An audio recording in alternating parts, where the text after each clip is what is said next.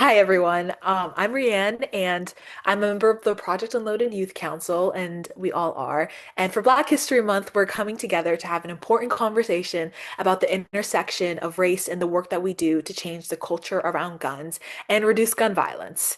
We want to reflect on how the history, identity, and lived experience has shaped our conversations about safety and justice, and also how young people, which I'm very passionate about, can create meaningful change. Does anyone want to answer for when people hear your name in your work, what do they hope what do you hope they understand about you? And why do you do this? I honestly say that a lot of the time, I'm just happy to be here. Because I feel like with a lot of this work, we get lost in trying extremely hard to, I won't say make a change, which is extremely important, but make like such an everlasting impact, not only for our community, but just in general, and forget to just have fun with a lot of the work that we're doing. So just remind people that there always is an outlet inside of this work to just have fun.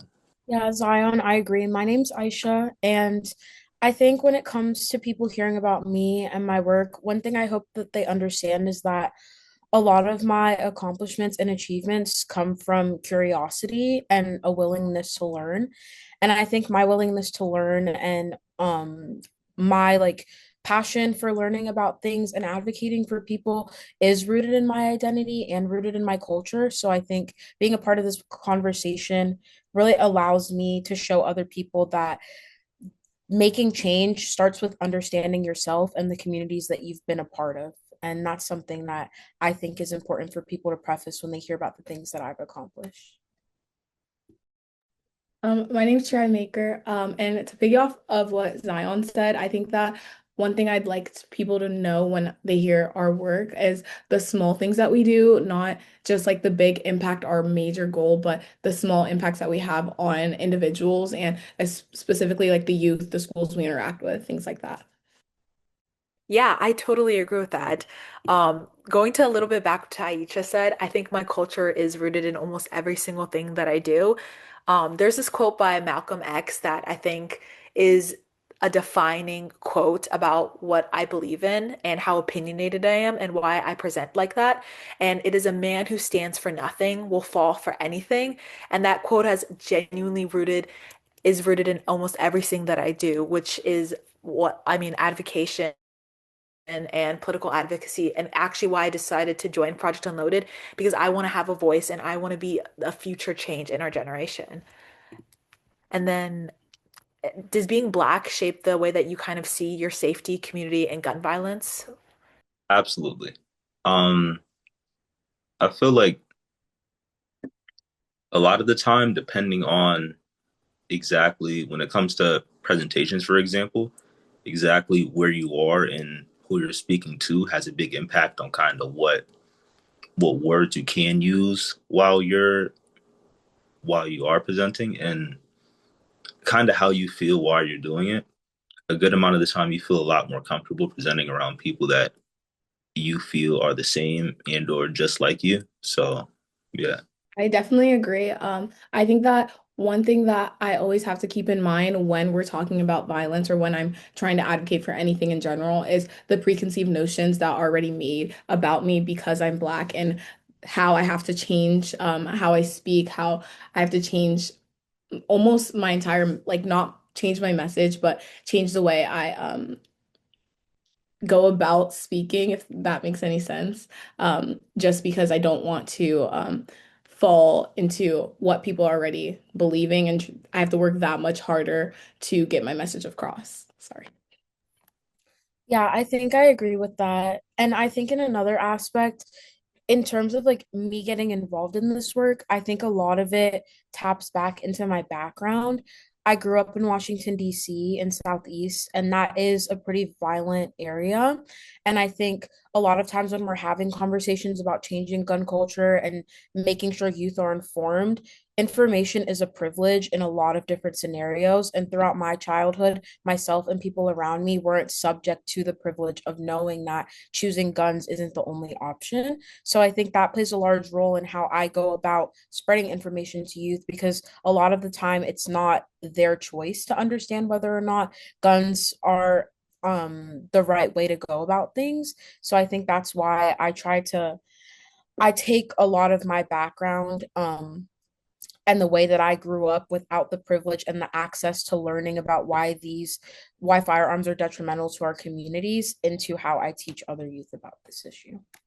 Yeah, I totally agree with what you all are saying. For me personally, I think that my Black identity shapes the way that I see safety because for me, safety has never really just meant protection. It's also meant a lot of belonging. And growing up specifically in a predominantly white school, I go to a small school in Fredericksburg, which is private school. I'm often hyper aware of how I'm being perceived, like Cagai said. Um, how my voice sounds, how I show up, and how people interpret my confidence, or even when I'm silent in situations.